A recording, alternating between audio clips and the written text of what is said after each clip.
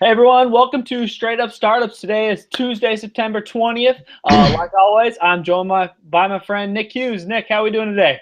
Hey, Connor, I'm doing well. Doing real Awesome. well. Awesome. Where are you calling from? I am at home today. I'm Nice. in the South Lake Union area of Seattle. Awesome. I'm working from home today, as you can tell. You got anything on tap? You drinking anything today? I'm drinking a huge glass of water. Huge glass of water. Nice. So I got Donna the Red by Ninkasi Brewing in my town, Eugene, Nice, Oregon. nice. Hey, Um, next time let's coordinate that because it's usually I'm drinking beer and you're drinking tea or water or something. Yeah, kind of. It was a long day, so it was one of those like right when I got home, I was like, "Yeah, I'm cracking that beer open." Cool. Well, we got a lot of good topics here for you guys to listen to today. We're gonna jump right into it and get started. So the first post that we have comes from Startup Grind, and they posted an article about it was called. Bulletproof checklist to prevent yourself from fucking up your startup. Consider these points before you quit your job or drop out of college. And so I thought it was a good point to kick off the conversation. Some of the things they talk about are some of the intangible parts of startups that I don't think get a lot of credit sometimes. Starts off by just talking about being determined.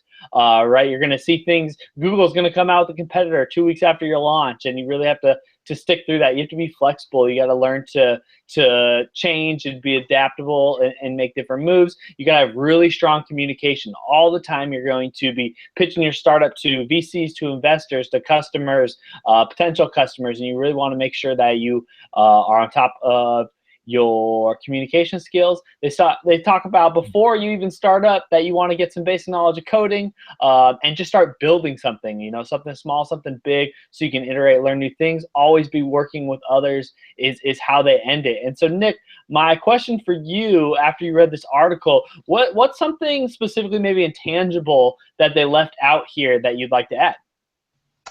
Right. Yeah.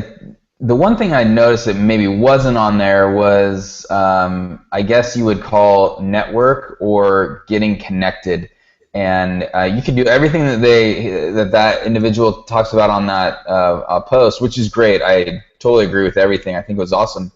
But if you don't do the work to get to know people, get connected, have a network, and you launch in a vacuum, it's going to be hard to get your word out and to hire the right people or somehow get marketing out for your product, and now you're just praying. And so that's what I would probably add. Yeah, I think that's really important. I know you've probably done that better than any entrepreneur I know. I feel like you've kind of built a career based off beating people Uh, and networking within the startup ecosystem here. I try. But look. I mean, let's break that down a little bit. Like when you look at on that list, look, I don't code. Yeah. So I find people that build products, and so through what I do, I've been able to put myself in front of people that are technical. And and when you look at all the other things on that list, of course, determination. You have to be able to follow through and do the right stuff. But yeah, I think essentially networking or somehow getting connected to the community is something you can do before, and that's the point of this article, was what can you do beforehand. And I think you don't even have to lay a line of code. You can continue like doing ideation and like working out, like meeting people and saying, hey, what should we build? You can do that for 6 months, a year, at the same time doing the things you can do to get connected and establish yourself in the industry, so that when you do launch something, you have a following of some sort and you have a little bit of credibility in the industry. So I think that, yeah, I think if I was going to add one point to that, that's what I'd add. Yeah, I think that is good. And I think every entrepreneur can add from meeting like-minded people who are going through similar experiences. A lot of times I know I've kind of struggled with this is, you have your normal group of friends and people who were there before the startup, and you relate to them for many different reasons. But when you start going through the process and you're stressed out every day and you're dealing with some of these new decisions as being a new business owner, finding other people that you can relate to really helps by going out and networking. The one thing that I thought they left out here was staying informed and constantly reading. I know they talk a little bit about writing some of the things that you're going through, but I think it's really important to kind of find a bunch of different places where you like reading articles or news or whatever it is that you need to educate yourself on, but you need to stay in tune almost on a daily basis now. Things change so quickly within technology that it's really hard to keep up. I know it's going to be really interesting, and I know we're going to talk about baby boomers later, but how like my parents always struggled to keep up with technology. So it's really going to be interesting. Are these new generations going to be able to continually keep up with the new innovations? And I think we have new ways of consuming information that keep us more up to date, but are we going to be able to sustain that compared to the newer generations that come on? Oh yeah, it's great concept, great thought, and it's kind of why we're doing Founders Live, by the way. Yep. Yep. Just keeping people updated in the game, I call it. Every day you're learning, you're getting things presented to you, and staying in the game, and that's what we're trying to do here.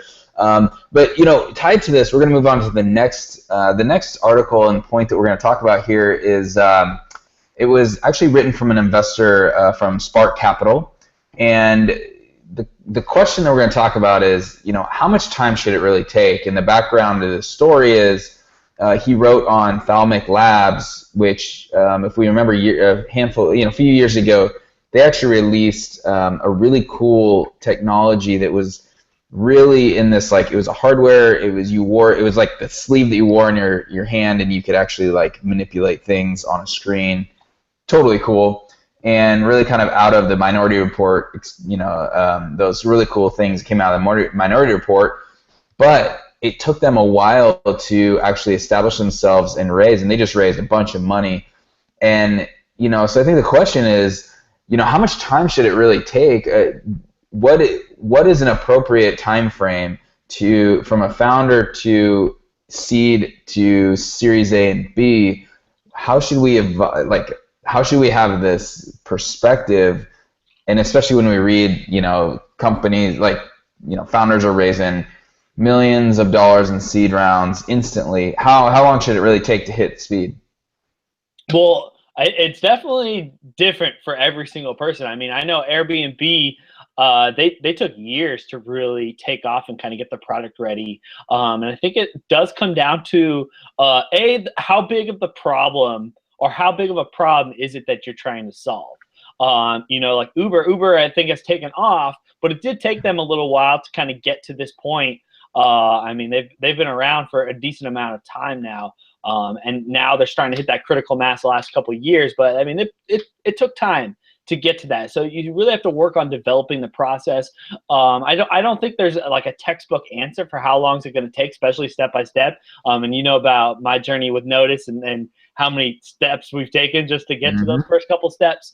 It really depends on, can you provide for yourself? Can you make a living?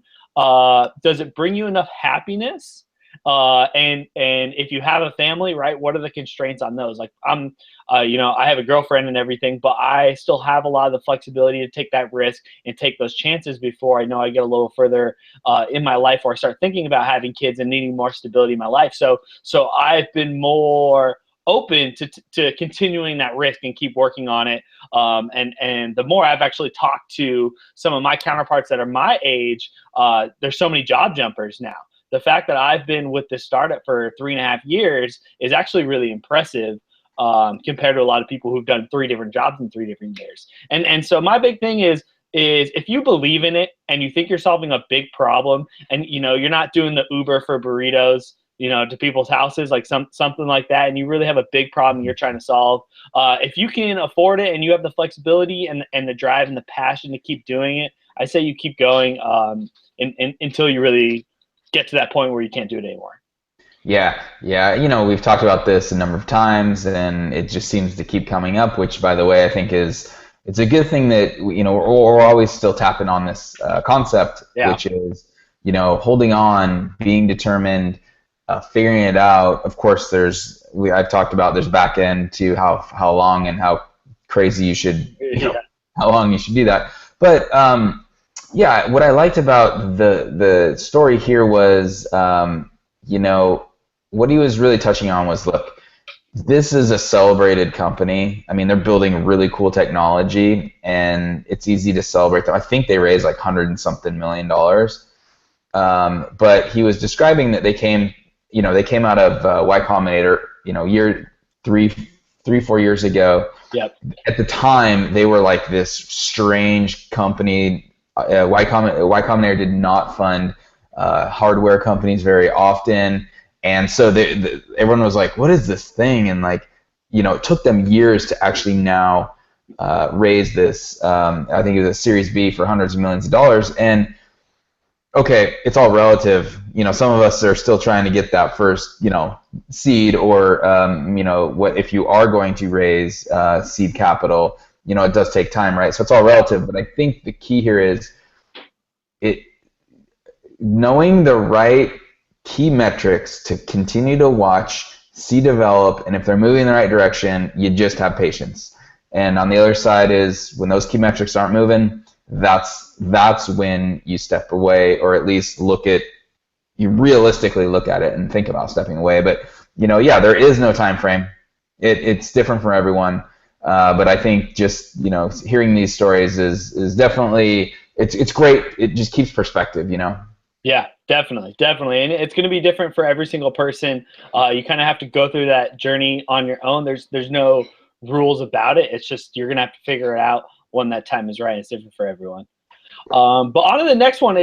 Next is we're talking about an article that came on TechCrunch actually today. And it's just talking about all these different companies that are raising a bunch of money, or they're billion-dollar companies. And it seems like everyone is a tech company now. No matter what you do, if you have a website and you're driving a lot of traffic and a lot of sales, and you're kind of doing the scaling model virally, then all of a sudden you're a tech company. That's really kind of changing the market a lot. And companies that aren't doing technology but have a different model are being deemed as tech companies. So the big one they're talking about here is one was Blue Bottle Coffee, which is going to do a coffee subscription model. A lot of subscription companies are getting called tech companies because they have an effective way of selling their product directly. The other one that Biggs talked about is Dollar Shave Club, who just got bought for $1 billion. We've talked about them before. Another one is Casper, right? They're a mattress company, but because they're doing direct sales right to the consumer and they have a great website, all of a sudden they're in this tech company unicorn bubble. And so my question for you, Nick, is how much of just the tech boom and these crazy tech evaluations affected other industries, and how are they kind of merging into this big concept of we're a tech company? Yeah, I think that they've influenced a lot. They've had a huge effect on him. And I think the short answer is, if you read that post, he has a great at the end, it's just like, look, I think we need to call these companies what they are and go back to the basics of the fundamentals of a business. And if you are simply a website that fulfills an order that is a product that then is mailed to you, you're not a tech company. you're a commerce company. And what's so funny is I heard this recently where it's like, why are we calling e-commerce anymore? Commerce is really mostly electronic, and most every company is out there is e-commerce. But yeah, it's interesting that I wouldn't consider Dollar Shave Club a tech. They even went into detail of they have a third-party partner making the blades. So Dollar Shave Club, by the way, was a brand, and they created this persona or a brand experience, the way that mostly men felt when they were buying these products, and that's why they sold for almost $1 billion. And that is crazy, right? They are not a tech company. And I think yeah, the whole industry and outside business has really fallen a little bit too far in the getting lost in, oh, we're a tech company, because maybe if you say you're a tech company, your valuation goes up another 20 to 30%. So I think they've affected it a lot, and it does need to, the industry does need to have a little bit of self-awareness and understand what is tech and what is not. Yeah, where I'm stuck is who needs to really initiate that process, right? And who's kind of to blame here?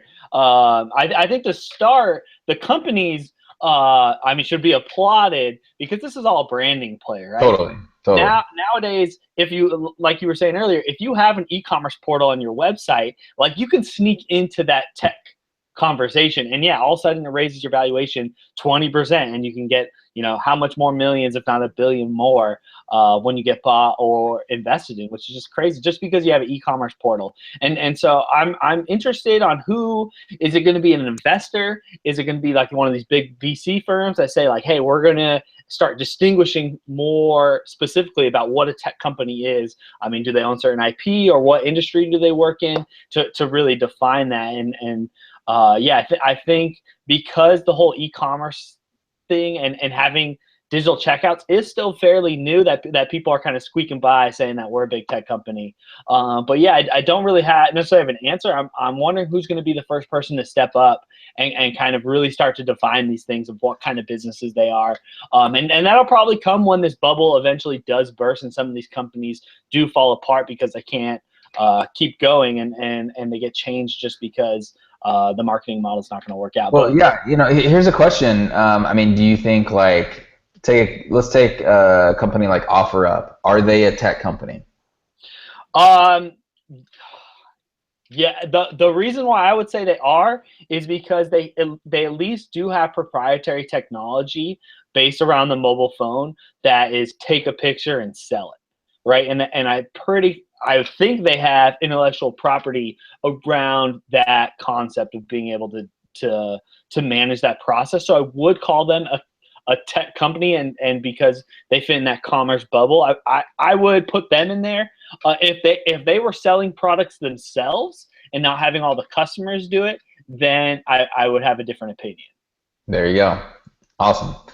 All right. So, moving on to this next concept, it was actually a post written from a Techstars individual, and it's about financial modeling. And financial modeling, and how do you approach it?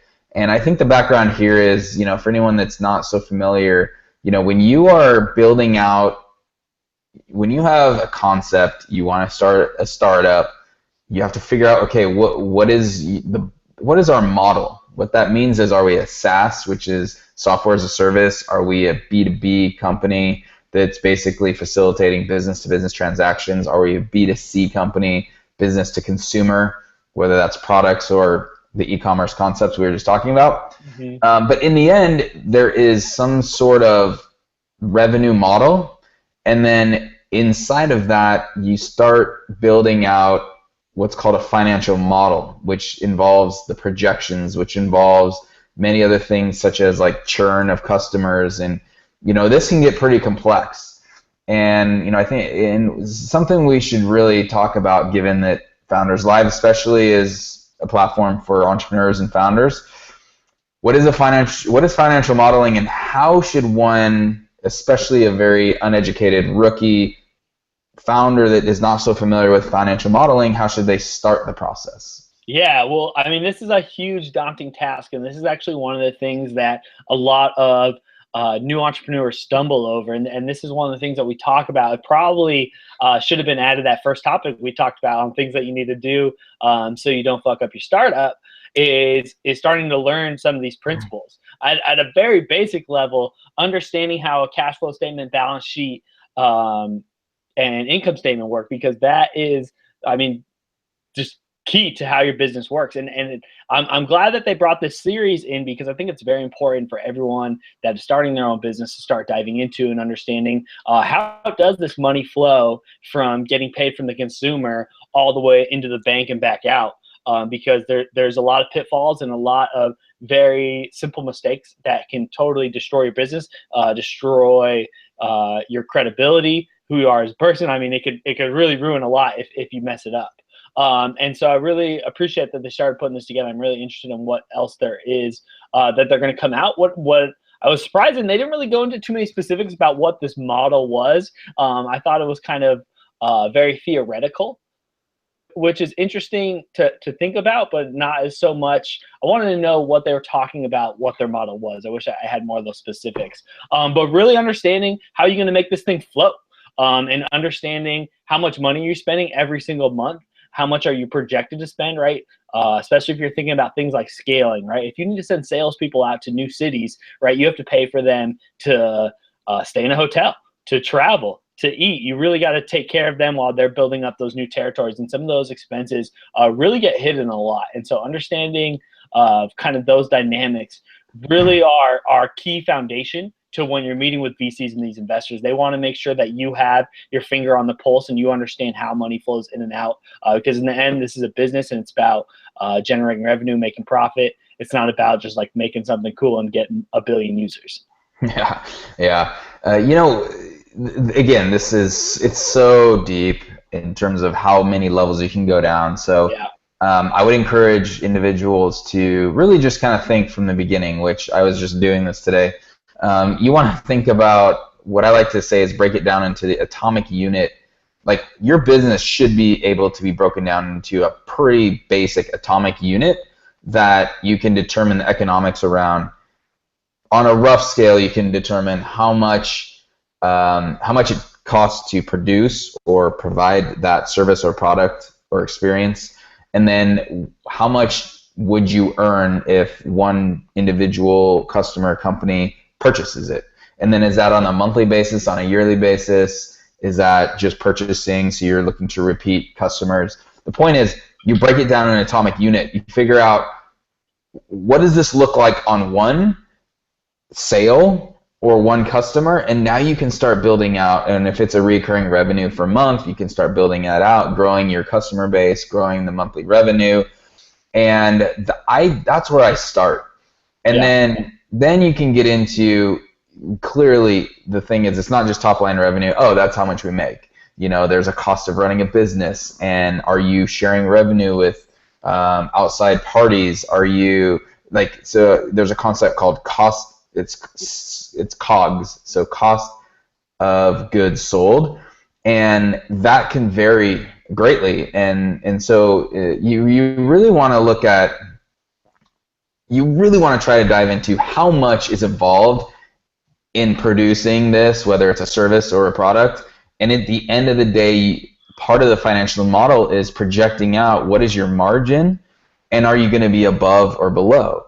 And the whole point is, if you're a startup and you start light, you start with a lot of costs and less revenue, or in the end profit, you might be in the red for months, if not years. So that's when you determine how much money you need to be taking on from investors. This whole this whole thing, which we just went a minute into, which is so deep, is called financial modeling. And so yeah, I just try to start with the basics. Like, if you can sit in a room for an afternoon, or if it takes a couple days, you should be able to get down to something that makes sense, like logic sense. Then you can start working out the model and looking at those numbers. But if you can't point to an example of, okay, we could actually be positive in profit margin, then that's where you got to throw the idea away. So that's why financial modeling is so important. Yeah, I think we're both on the same page. Definitely encourage. You should spend more time than you already are investigating and learning more about how your model fits and how you're going to get through that. If you don't know anything about it, I highly suggest watching Shark Tank. That's something that you get booted out right away if you're not on top of especially your price per unit, right? If you're making something out of your house, let's say, right, you're making soap bars, you need to know how much it's going to cost to make each individual bar, how much it is to ship it, to market it, so then you can mark it up and actually sell it for the correct price. That's very important. I love watching that show to see how entrepreneurs deal with it, because everyone deals with it very, very differently. But next, we're going to be talking something a little bit more local for you and I here, Nick. Today, there was what was called the Emerging Cascadia Innovation Corridor Conference. And what that was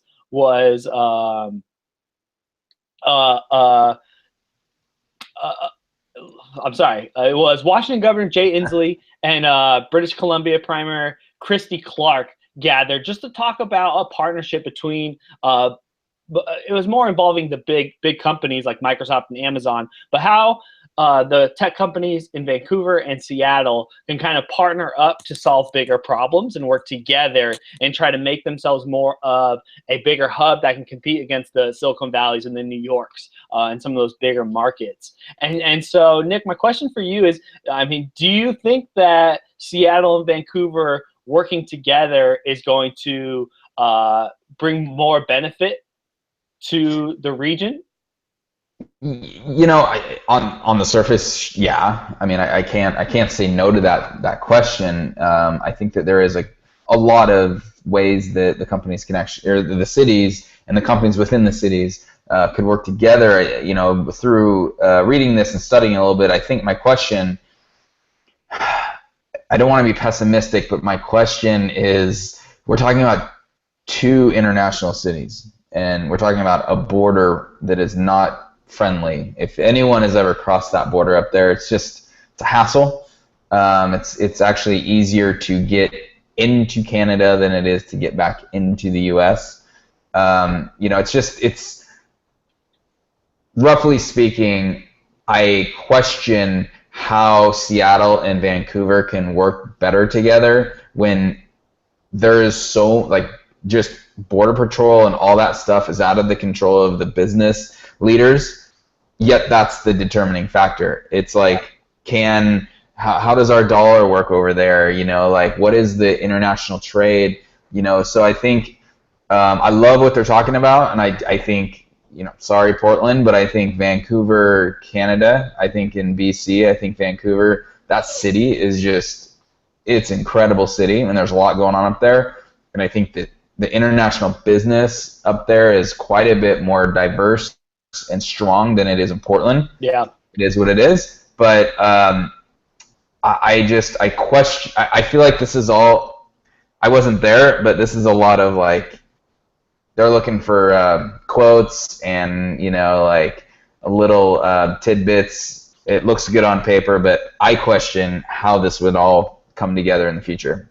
Yeah, I was kind of skeptical about the same thing when I read it, and that's why I wanted to hear your thoughts. Just because a lot of these big problems the government aren't going to solve, right? A lot of these big problems are going to be solved by the private companies really trying to drive innovation and learn new things and create new companies and learn more.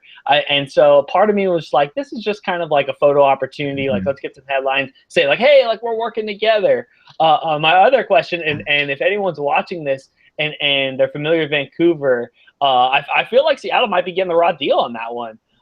Just because if we are committing Microsoft and Amazon, what's Vancouver to back it up with? I know they have EA and some other big medical firms, but I feel like we're kind of throwing the big punches there. And I've talked to a bunch. I know that both those companies do a pretty decent recruiting job in Vancouver to get people. They provide the visas so they can get over here and work on contract work.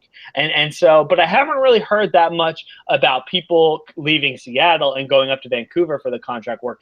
Maybe there's someone out there listening who can educate us a little bit more and show that's a little more positive than what I see it as. But yeah, to me, it's a little fishy that the governments are saying they can get this done. I'd much rather see Satya Nadella, you know, partnering with some other business owner and kind of going through it and saying, hey, we're going to partner to make the region better and provide more talent and make it more accessible. Yeah, I fully agree, man.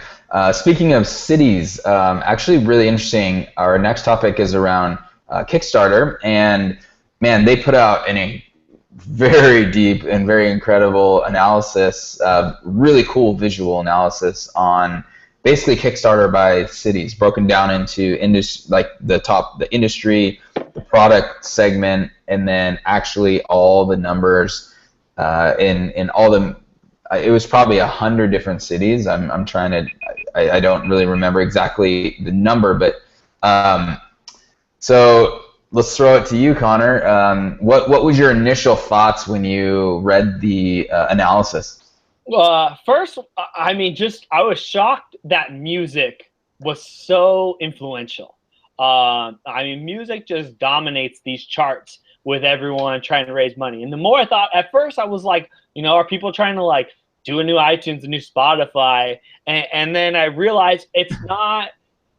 A lot of Kickstarters are product based, right? It's kind of a one thing. We want people to buy it up front so we can manufacture it and get it out. And so then I realized, oh, Kickstarter is great for bands because they can crowdfund their CD and they don't need a label to provide all of that infrastructure for them. And one that I'm really familiar with is a local band here in Seattle called The Classic Crime.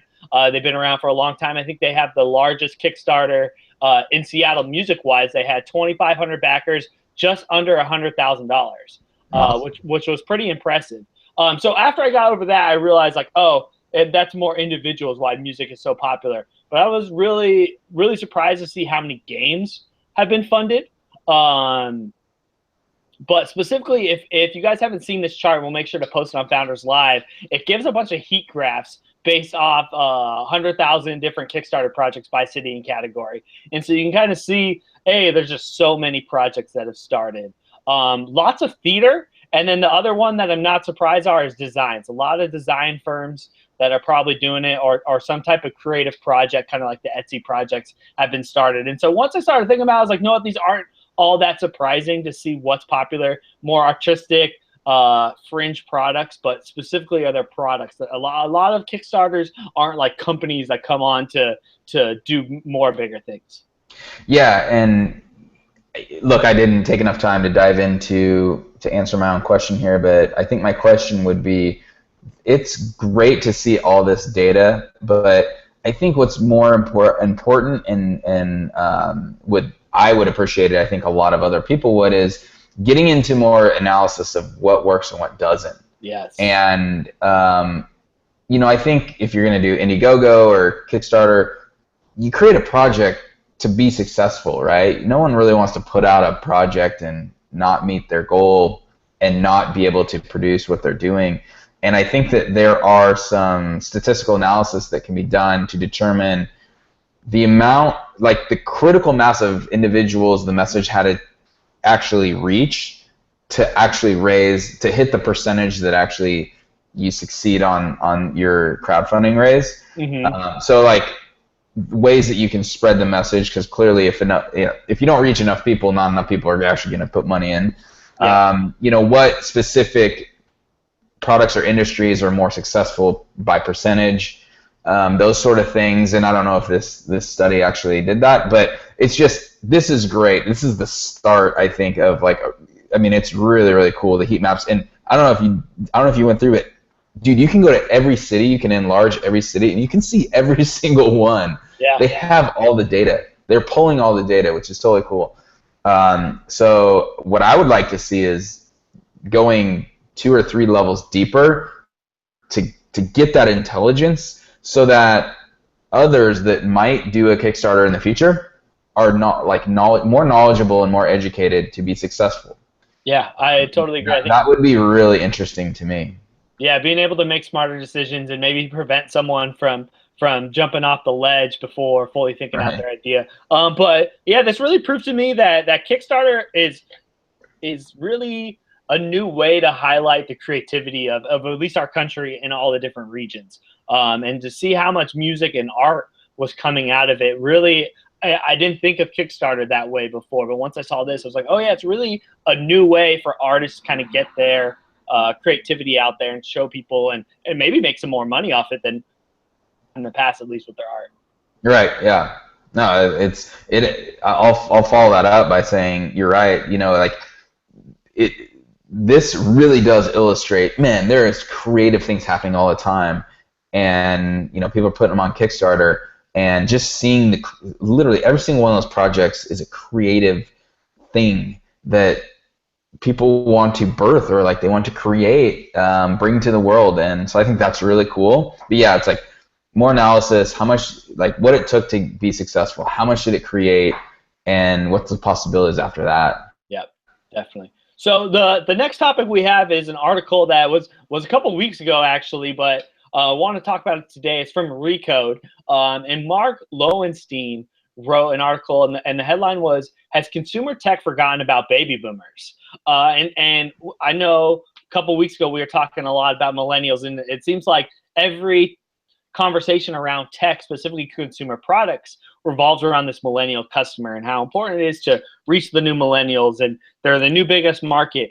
And a lot of this technology, at least from the consumer perspective, isn't targeted towards the older demographic, which still has a ton of potential. They're probably still one of the largest spenders.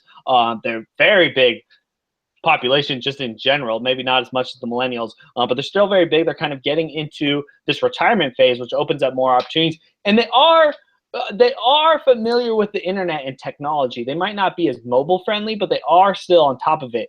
But what are your thoughts, Nick, as with the consumerism where it is right now within tech? Do you think we're forgetting about baby boomers?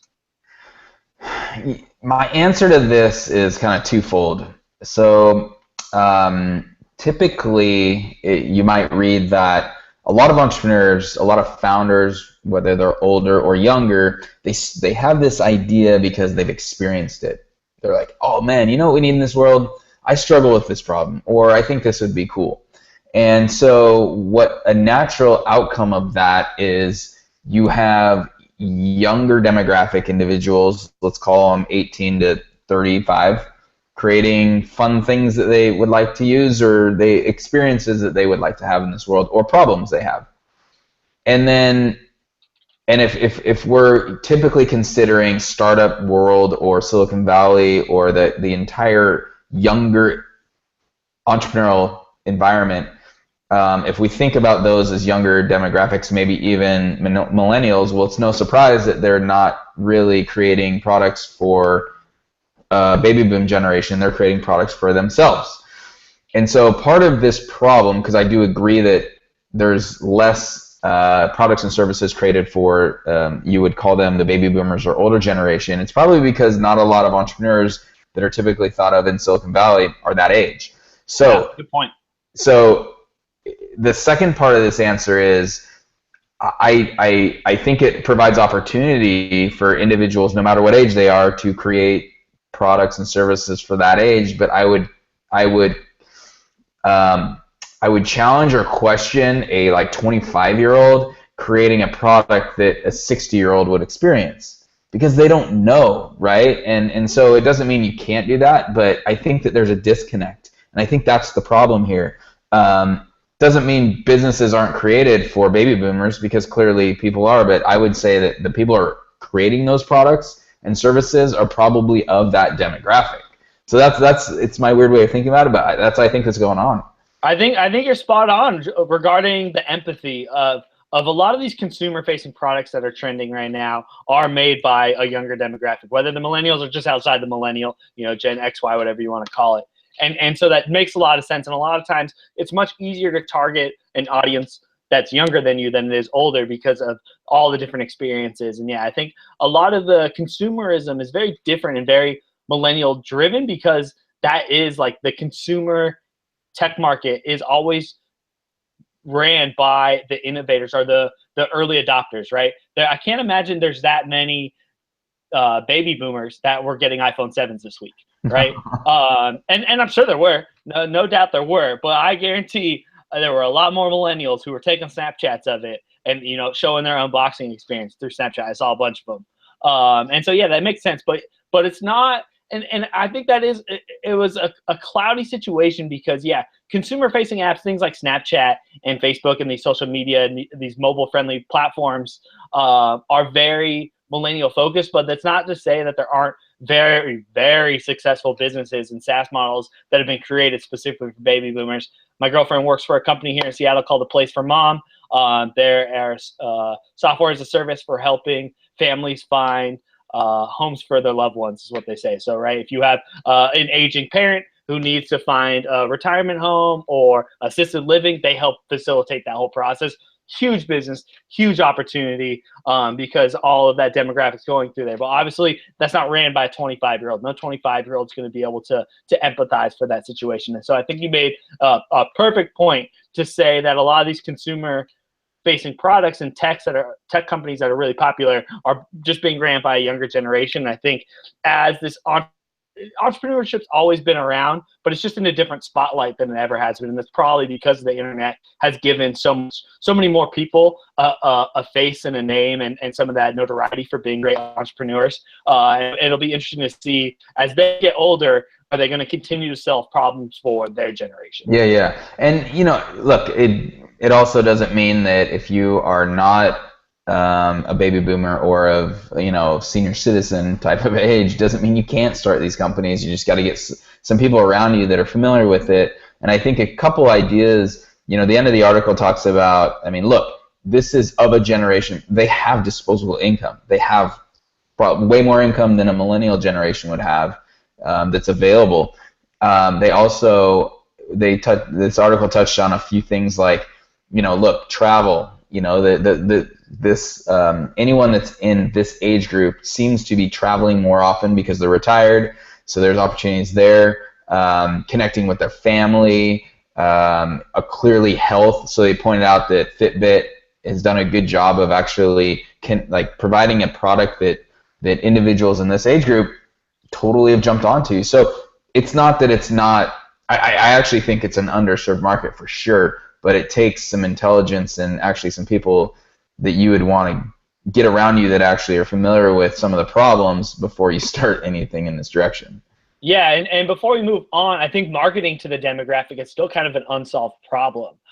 Figuring out, right, because there are some old nuanced ways of marketing that some of the baby boomers still consume that way. I mean, like newspapers, for example. I think solving that problem is still kind of a big niche because the millennials are so defined, right? The millennial generation has been dissected and broken down and analyzed and been given ways now to market, right? I can reach a 19 to 20-year-old on Facebook very easily. Or on any multiple different platforms, but finding that right way to target a different generation is still a big hurdle that you got to get over.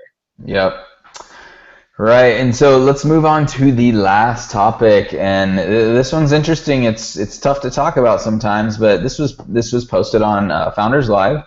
The concept of the article was founder real talk, and the underlying issue here is just talking about how difficult it can be.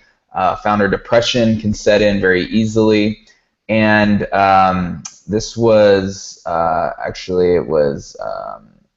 I am forgetting his name, but he's a partner at it's Sean Percival, I believe, and he's a partner at 500 Startups, and he's writing about the fact that he's been there a couple of years now, and he tends to be the one that's giving the founder real talk. If individuals are finding themselves in, look, it ain't working, they're finding themselves in a rut, they don't know what to do. I mean, look, I've been there, I've dealt with these issues and these thoughts of, you self-doubt, you now get down on yourself, and depression hits, man. I mean, this is your life, and and so he basically wrote about how there are things that you can do, people you can talk to or should talk to when you realize you're in this environment and this space, pulling yourself back out of it.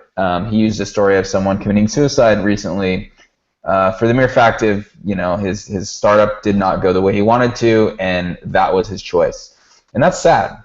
So chose to put this on here really just to address the fact that it's a real thing. Founder depression is a real thing, and anyone would be surprised at how many individuals deal with it in a very quiet way.